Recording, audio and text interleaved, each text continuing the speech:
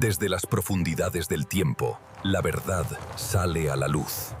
Bienvenidos a Misterios de la Historia. Los caballos del tiempo galopan por nuestro amor ardiente. Vean los imperios caer, consumidos por nuestro fuego. Hay un crimen que lleva 2000 años sin resolverse. No es un asesinato. Es algo peor.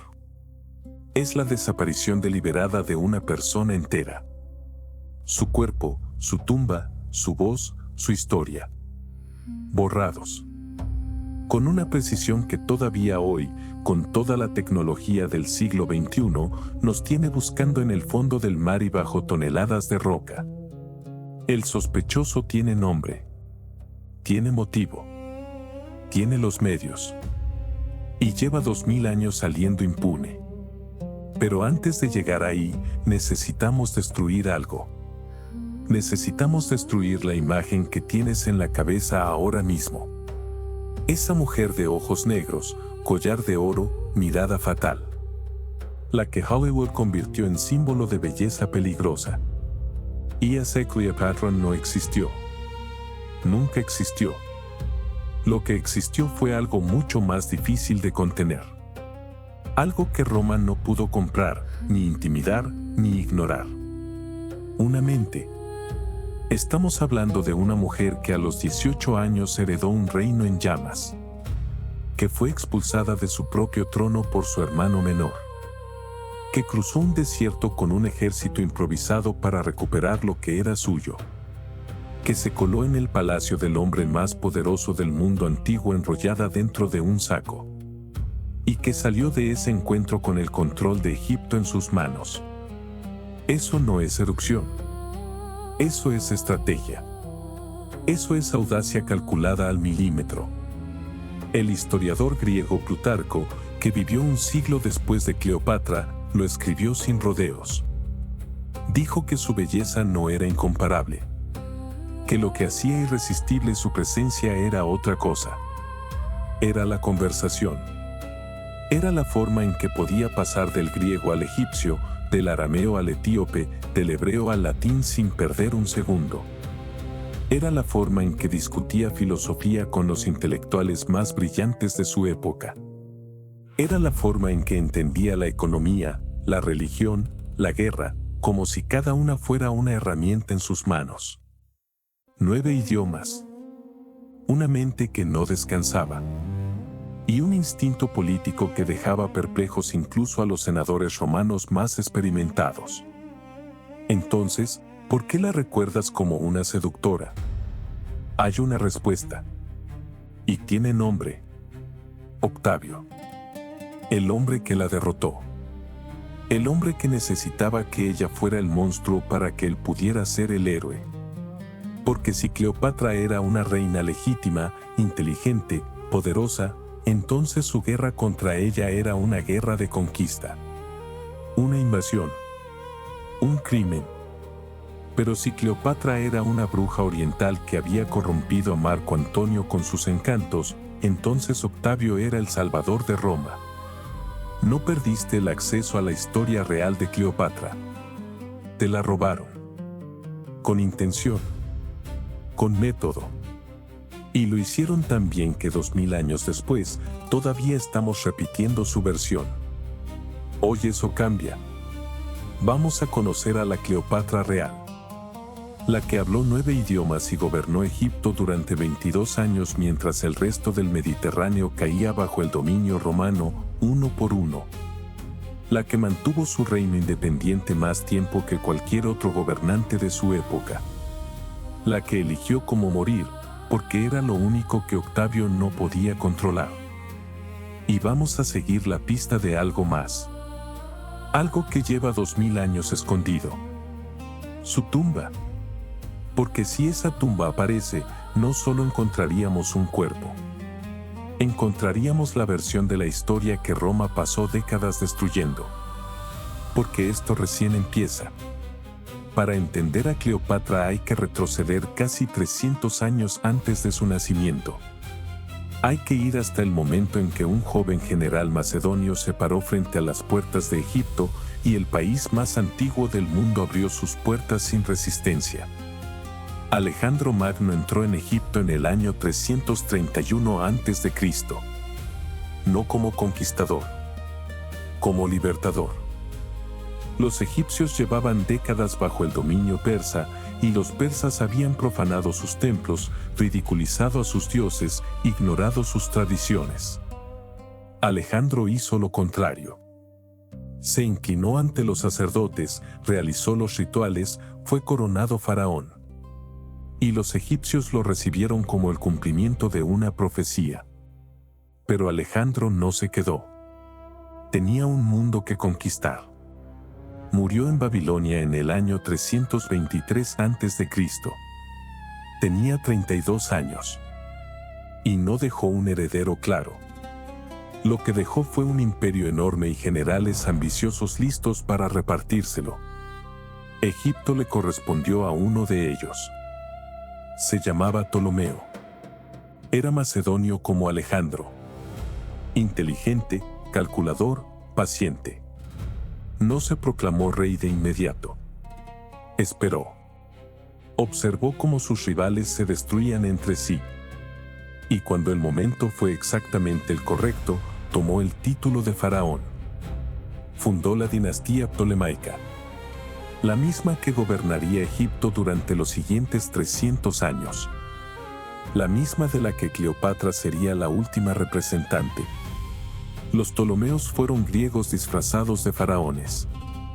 Construyeron templos espectaculares con jeroglíficos egipcios. Se presentaron ante el pueblo como hijos de los dioses.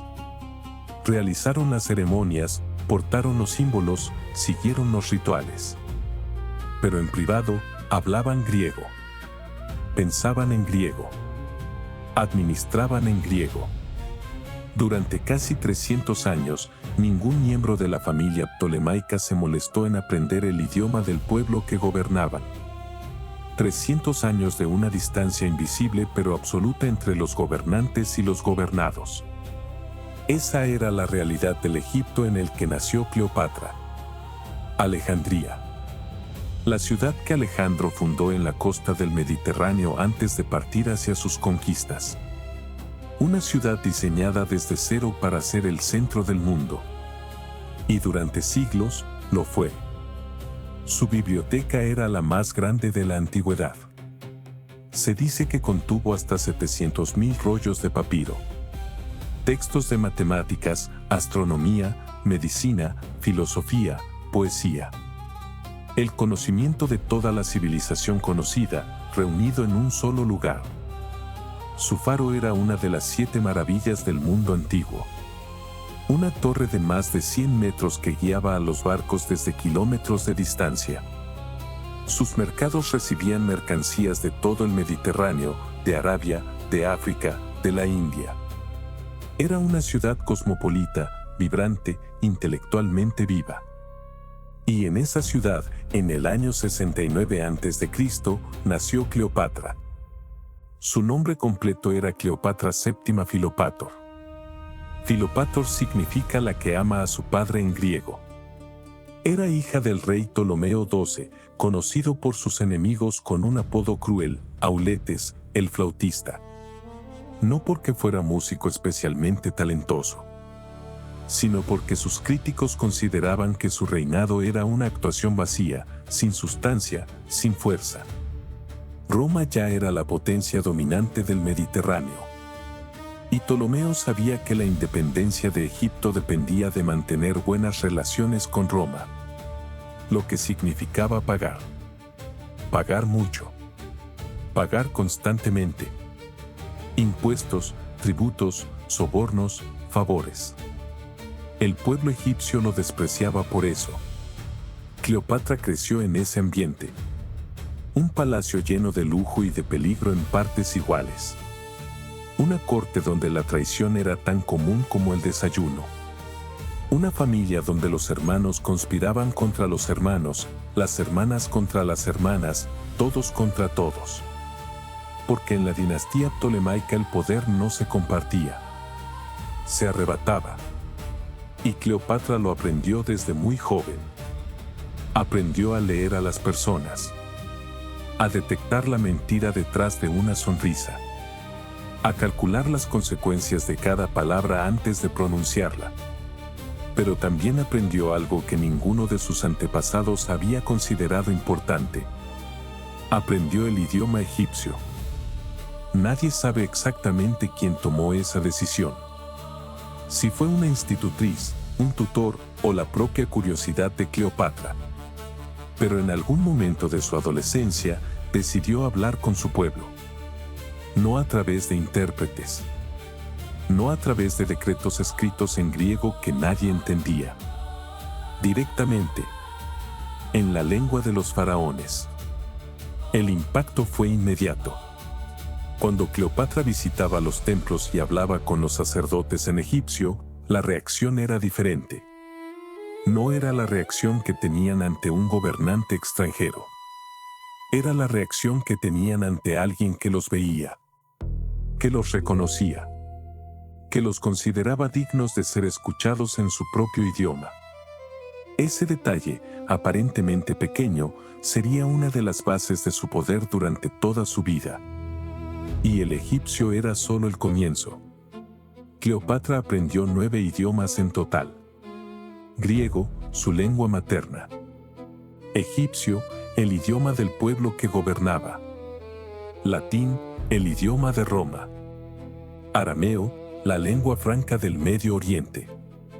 Etíope, hebreo, árabe, parto y el idioma de los medos. No como curiosidad académica, como herramienta de poder. Porque cada idioma que hablaba era una puerta que se abría. Una conversación directa sin intermediarios. Un vínculo personal que ningún otro gobernante de su época podía establecer. Y junto con los idiomas vino el conocimiento. Filosofía, matemáticas, astronomía, medicina, retórica. Cleopatra estudió en la tradición intelectual de Alejandría y lo absorbió todo. Cuando su padre murió en el año 51 a.C., Cleopatra tenía 18 años. El testamento era claro, compartiría el trono con su hermano menor, Ptolomeo XIII, que tenía 10 años. Y según la tradición ptolemaica debían casarse. Una reina de 18 años. Un rey de 10 años. Unidos por matrimonio y por la necesidad de mantener la pureza dinástica. Un reino endeudado con Roma. Un hermano menor manipulado por consejeros ambiciosos. Una corte llena de personas que preferían un niño manejable a una mujer inteligente en el trono. Cleopatra tenía 18 años. Y el reloj ya estaba corriendo. Los consejeros de su hermano se movieron rápido. Eran 3 hombres principalmente. Potino, el eunuco que manejaba las finanzas del reino. Aquilas, el general que controlaba el ejército. Y Teodoto, el retórico que controlaba la narrativa. 3 hombres que habían pasado años esperando exactamente este momento. La guerra entre ambos bandos fue rápida y brutal. En el año 48 a.C., Cleopatra fue expulsada de Alejandría. Desterrada de su propio reino. Tenía 21 años. Y había perdido todo. O eso creían sus enemigos. Desde el exilio, empezó a reunir fuerzas. Contactó con líderes tribales. Negoció con mercenarios. Organizó un ejército pequeño pero real. Y esperó el momento exacto. Porque Cleopatra entendía algo que sus enemigos no entendían. Que el poder no siempre se toma por la fuerza. A veces se construye con paciencia. A veces se conquista con una sola conversación en el momento preciso. Y ese momento estaba a punto de llegar. En el verano del año 48 a.C., Julio César llegó a Egipto. Llegó persiguiendo a Pompeyo, su rival en la guerra civil romana. Pompeyo había huido buscando refugio después de su derrota en Farsalia. Los consejeros de Ptolomeo XIII tomaron una decisión que creyeron inteligente. Mandaron matar a Pompeyo. Y le enviaron su cabeza a César como regalo. Pensaron que eso compraría la gratitud del hombre más poderoso de Roma. Se equivocaron. Se dice que cuando César vio la cabeza de Pompeyo, lloró. No por amor a su rival, sino porque entendió que estaba en un país donde el poder se ejercía sin ninguna sutileza. César se instaló en el Palacio Real de Alejandría, técnicamente como mediador entre los dos hermanos en disputa por el trono. En la práctica, como el árbitro de quien gobernaba Egipto. Y Cleopatra lo sabía. Sabía que esa primera conversación, ese momento único de acceso directo a César, podía cambiarlo todo. También sabía que los hombres de su hermano vigilaban cada entrada al palacio. Que si intentaba llegar por los caminos normales, sería interceptada.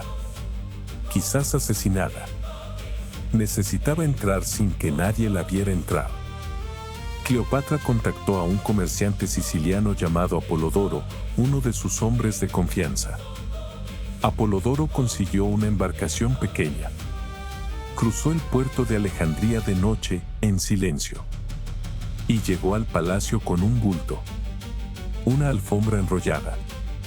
Apolodoro cargó ese bulto hasta las habitaciones de César y lo depositó en el suelo.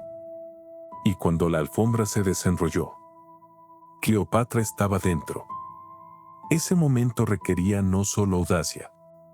Requería un cálculo frío y preciso. Cleopatra sabía que César era un hombre que había visto todo. Que era casi imposible sorprenderlo. Casi. Esa entrada imposible, esa aparición que nadie podía haber anticipado, fue el primer movimiento de Cleopatra en el tablero. Y funcionó. César quedó impresionado. No por la belleza, por el atrevimiento, por la inteligencia de alguien que encontró una solución donde no había ninguna. Esa noche, César y Cleopatra hablaron durante horas. Y cuando amaneció, el mundo era diferente. César decidió apoyar a Cleopatra. Convocó a ambos hermanos y declaró que debían gobernar juntos. Ptolomeo XIII y sus consejeros no aceptaron esa decisión. Aquilas movilizó al ejército egipcio hacia Alejandría. Lo que siguió fue la llamada Guerra Alexandrina. César, con una fuerza significativamente menor, quedó atrapado en el Palacio Real junto a Cleopatra. Durante meses, las calles de Alejandría fueron un campo de batalla.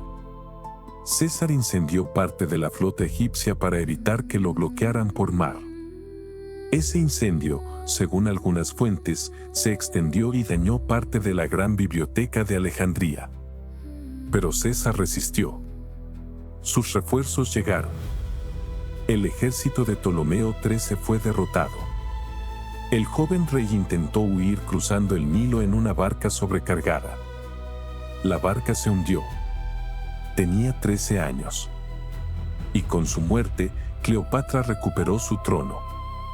Cleopatra comenzó a gobernar Egipto con el poder real completamente en sus manos. César permaneció en Egipto varios meses más. La relación entre los dos se había convertido en algo más complejo. En el año 47 a.C., Cleopatra dio a luz a un hijo. Lo llamó Cesarión. Pequeño César. Las fuentes antiguas debaten si César era realmente el padre. César mismo nunca lo reconoció públicamente. Pero Cleopatra siempre lo presentó como hijo del hombre más poderoso de Roma. Porque ese niño no era solo un hijo para ella. Era una pieza en el tablero. Era el vínculo entre Egipto y Roma. Era, en la mente de Cleopatra, el futuro gobernante de un mundo unificado. César regresó a Roma. Cleopatra lo siguió meses después, con Cesarión. Vivió en una villa de César en las afueras de Roma durante casi 2 años. Los senadores murmuraban. El pueblo miraba con curiosidad y recelo. Y César, cada vez más poderoso, acumulaba enemigos. Los idos de marzo del año 44 a.C.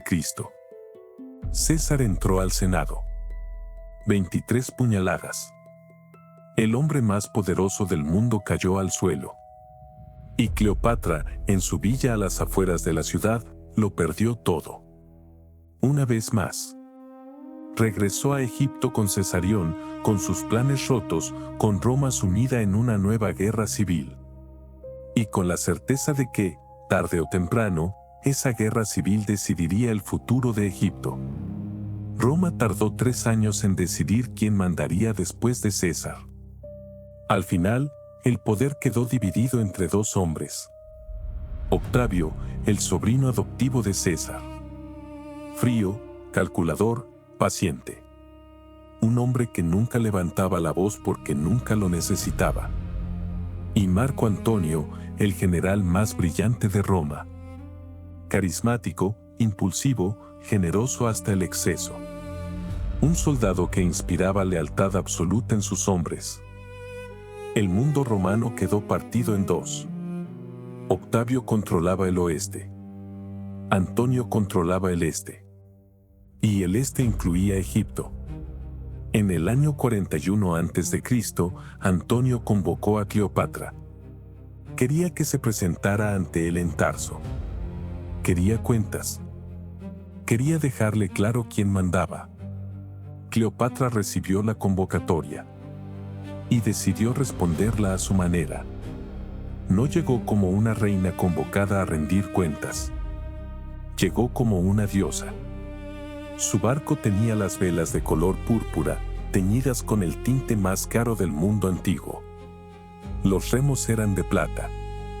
Sonaba música mientras el barco avanzaba por el río Cigno. Cleopatra estaba recostada bajo un dosel dorado, vestida como Afrodita. El aroma de incienso se extendía desde el barco hacia las orillas. La gente de Tarso abandonó el mercado, las calles, sus casas y corrió al puerto a ver el espectáculo. Marco Antonio estaba sentado en su trono en la plaza principal de la ciudad, esperando. Pero nadie llegó a la plaza. Todos fueron al puerto. Antonio quedó solo, rodeado de sillas vacías. Antonio la había convocado para demostrar su poder. Ella convirtió esa convocatoria en una demostración del suyo. Antonio tuvo que ir al puerto. Tuvo que ser él quien buscara el encuentro. Tuvo que ser él quien diera el primer paso. Y cuando finalmente se encontraron, la dinámica entre los dos ya estaba establecida. Lo que siguió fue una alianza que Roma nunca entendió. O no quiso entender. Antonio necesitaba los recursos de Egipto para financiar su campaña militar en el este. Los granos del Nilo, el oro de las minas africanas, la flota mediterránea. Cleopatra necesitaba la fuerza militar de Roma para proteger la independencia de Egipto. Y ambos veían algo más grande en el horizonte. Un imperio que uniera el este y el oeste. Roma y Egipto. Gobernado por ellos dos. Era un sueño ambicioso. Quizás demasiado ambicioso. Tuvieron 3 hijos juntos. Antonio les asignó territorios en una ceremonia que Roma consideró una provocación directa. Las llamaron las donaciones de Alejandría. Antonio también reconoció a Cesarión como hijo legítimo de Julio César, lo que significaba que Cesarión tenía más derecho al legado de César que el propio Octavio. Para Octavio, eso no era solo una afrenta política. Era una amenaza existencial. Octavio era demasiado inteligente para atacar a Antonio directamente. En cambio, atacó a Cleopatra. Inició una campaña de propaganda sistemática, metódica, implacable. Cleopatra era la villana perfecta. Extranjera. Mujer. Poderosa. Cleopatra era la bruja oriental que había corrompido al gran general romano, que lo había alejado de sus responsabilidades con Roma, que lo había convertido en un esclavo de sus caprichos. Los poetas romanos escribieron sobre ella con veneno. Los senadores hablaban de ella como de una amenaza a la civilización. El pueblo romano, alimentado con esa narrativa durante años, empezó a creerla.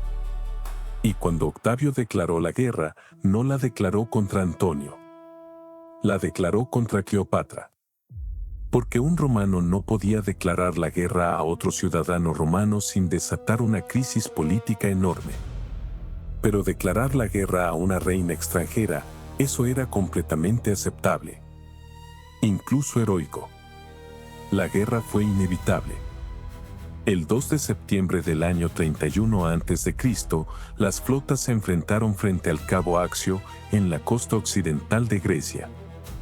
La batalla de Accio. El momento que decidiría el destino del mundo antiguo. Antonio y Cleopatra tenían una flota numéricamente superior. Pero Octavio tenía a Agripa, su almirante más brillante. Y tenía el momentum. Sus tropas creían que estaban ganando. Las tropas de Antonio llevaban meses de dudas, de deserciones, de rumores. La batalla comenzó por la mañana. Y durante horas, el resultado no estaba claro.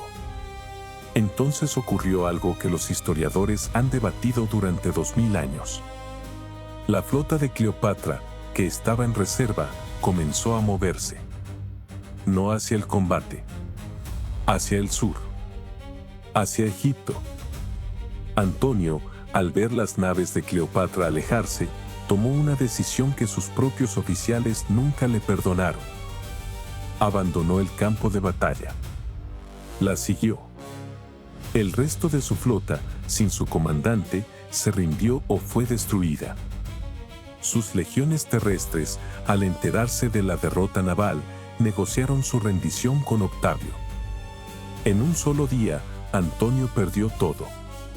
Nadie sabe con certeza por qué Cleopatra retiró su flota. Los que siguieron la narrativa de Octavio dijeron que huyó por cobardía.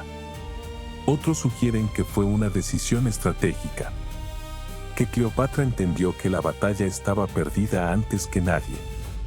Que retirar su flota era la única forma de preservar algo con lo que negociar después. Nunca lo sabremos con certeza.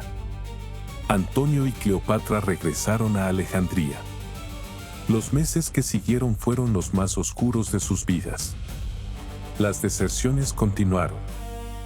Los aliados abandonaron uno por uno. Los reinos que habían prometido apoyo se alinearon con Octavio. Cleopatra intentó negociar directamente con él. Le envió mensajes. Le ofreció concesiones. Le sugirió que podía abdicar a favor de sus hijos. Octavio respondía con evasivas.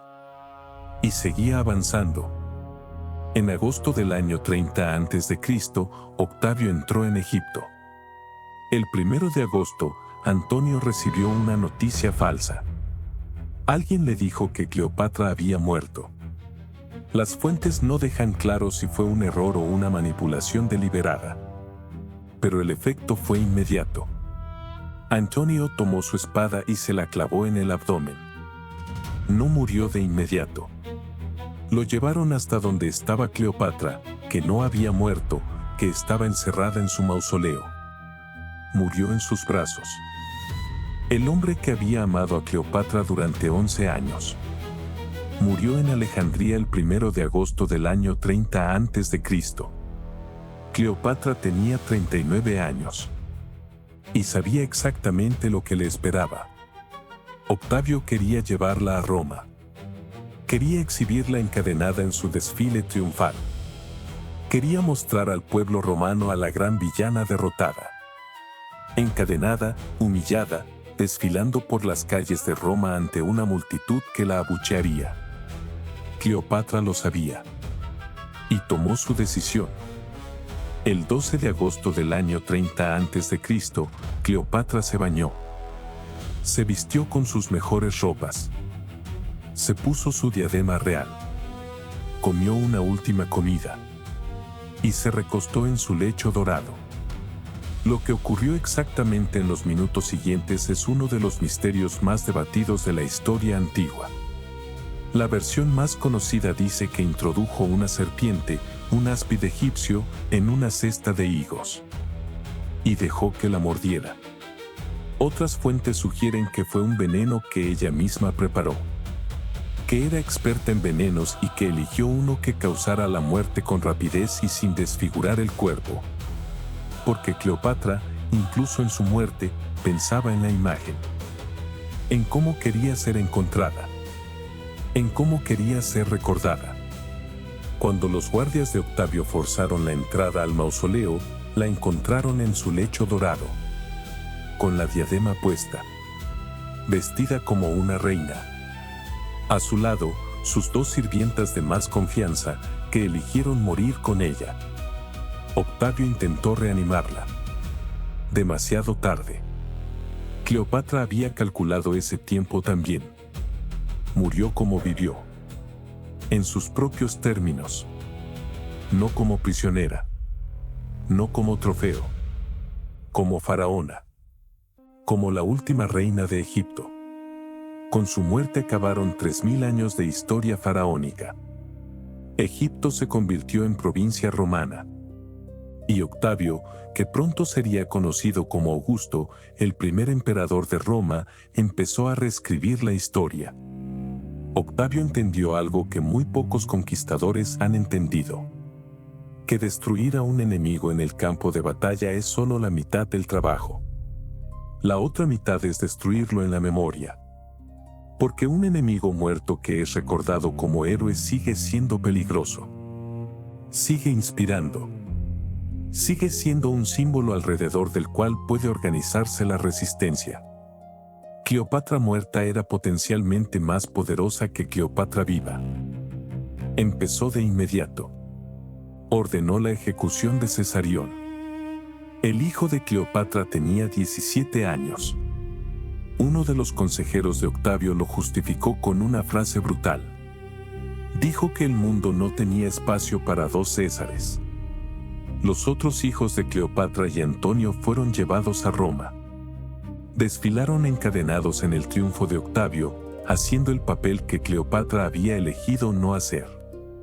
Después fueron entregados a la hermana de Antonio para que los criara. Y desaparecieron de la historia. Pero la operación más importante no fue la física.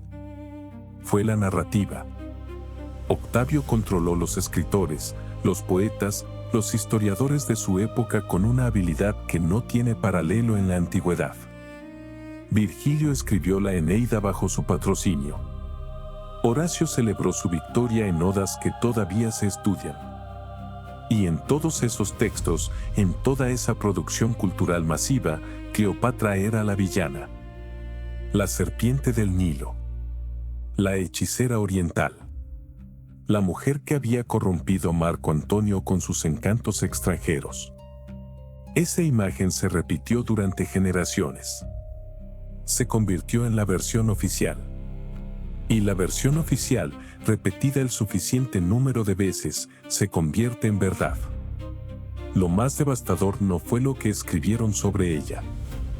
Fue lo que borraron. Sus decretos. Sus cartas.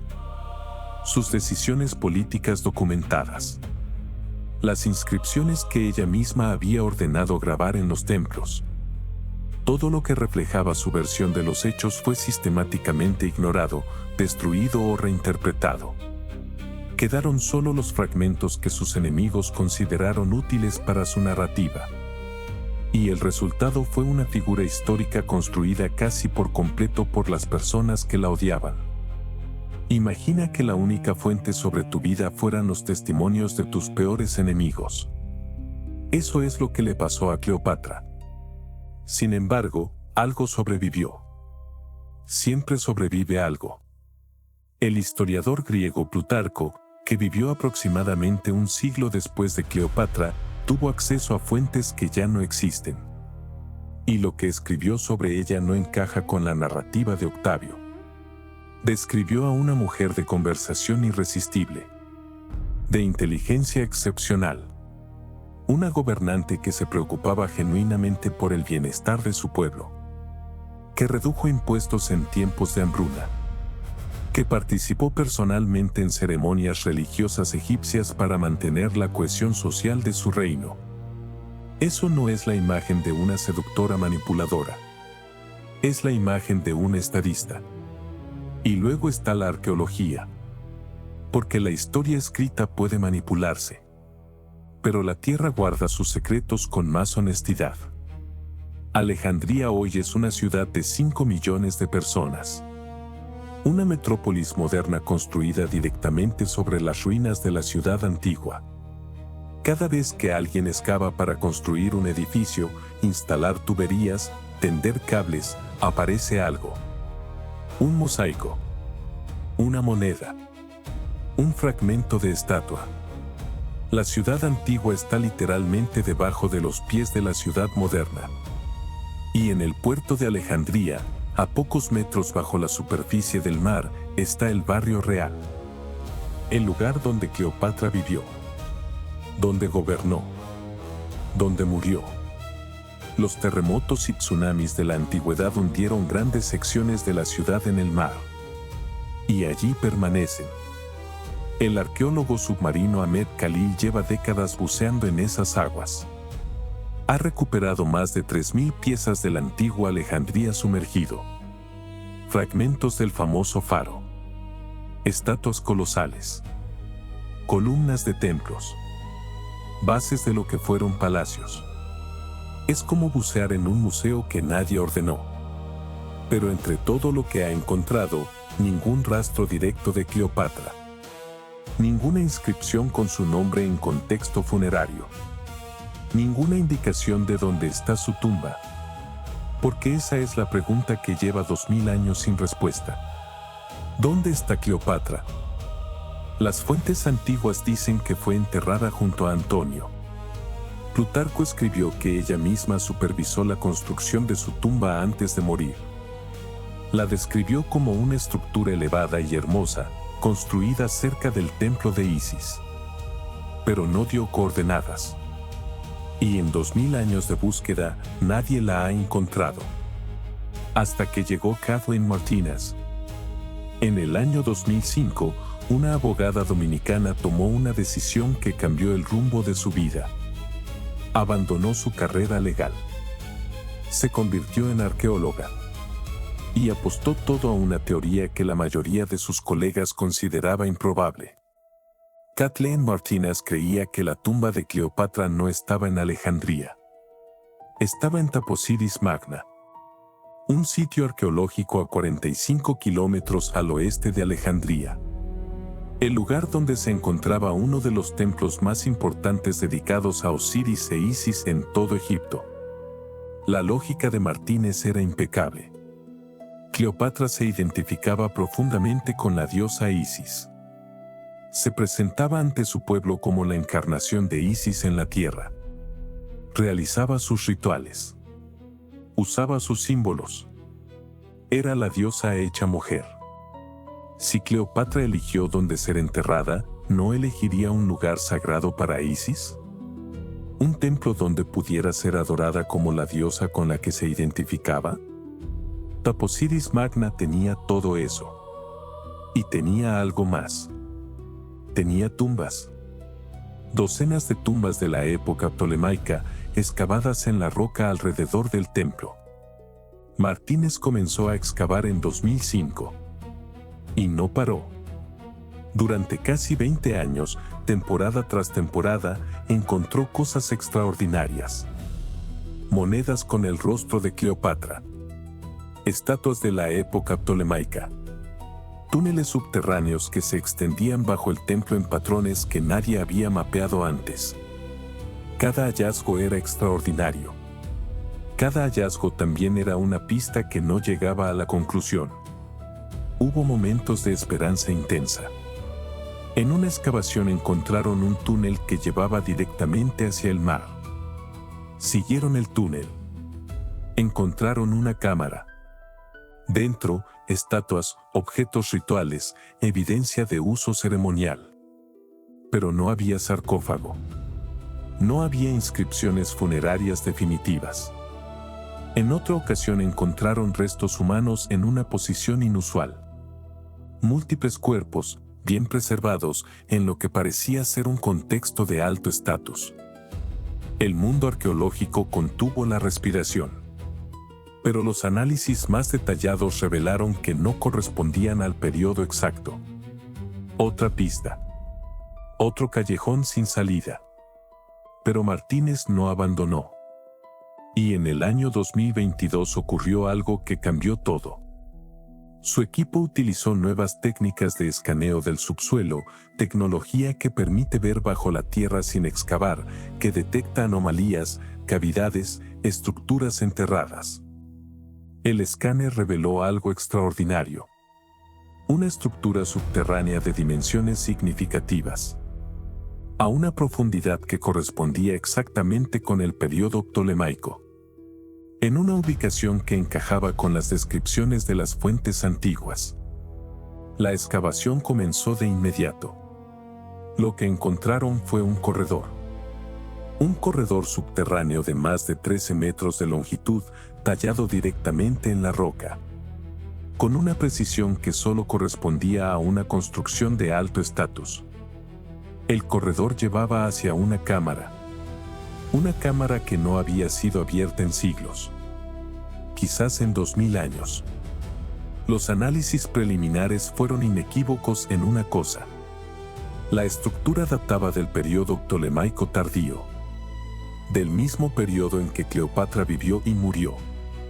El mundo arqueológico reaccionó con cautela. Como siempre reacciona. Con la precaución de quienes saben que la historia de la arqueología está llena de descubrimientos que prometían ser definitivos y resultaron ser otra cosa. Pero también con una excitación que no podía disimularse completamente. Las dimensiones eran correctas. La ubicación era correcta. El periodo era correcto. Y la cámara todavía no había sido completamente explorada. La excavación continúa. Kathleen Martínez sigue en Taposiris Magna. Con su equipo, con casi 20 años de trabajo acumulado. Y con la certeza que nunca la ha abandonado de que está en el lugar correcto. Piensa en lo que significaría ese hallazgo. No solo para la arqueología. Para la historia. Para nuestra comprensión de quién fue realmente Cleopatra. Porque esa tumba no contendría solo un cuerpo. Contendría objetos personales. Inscripciones en su propio nombre, en su propia voz.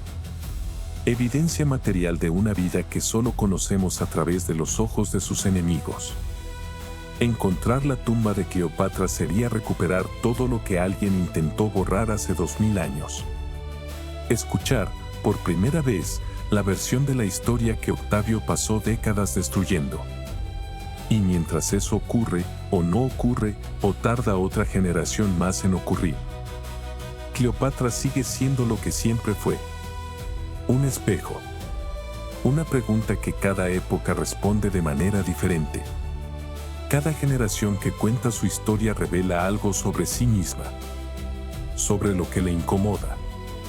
Sobre lo que admira. Sobre lo que teme en una mujer con poder. Porque esa es la pregunta que su historia nunca deja de hacer. ¿Qué ocurre cuando una mujer tiene todo el poder? ¿Cuándo no necesita el permiso de nadie? ¿Cuándo puede gobernar, decidir, elegir, incluso elegir cómo morir? Roma no supo qué hacer con esa respuesta. Y 2000 años después, todavía nos cuesta. Cleopatra nació en una ciudad construida para ser el centro del mundo. Gobernó un reino que había existido durante 3000 años. Habló 9 idiomas. Desafió a Roma cuando nadie más se atrevía. Y eligió su propia muerte antes que la humillación. Luego alguien intentó borrarla. Intentó convertirla en una caricatura. En una advertencia. En un símbolo de lo que les pasa a las mujeres que quieren demasiado. No lo lograron del todo. Aquí seguimos. 2000 años después. Buscando su tumba. Contando su historia. Preguntándonos quién fue realmente. Eso no es el destino de una nota al pie de página. Eso es el destino de alguien que Roma nunca pudo silenciar del todo. Y nunca podrá. Si este viaje por los misterios del pasado te fascinó, No olvides dejar tu like y suscríbete a Misterios de la Historia.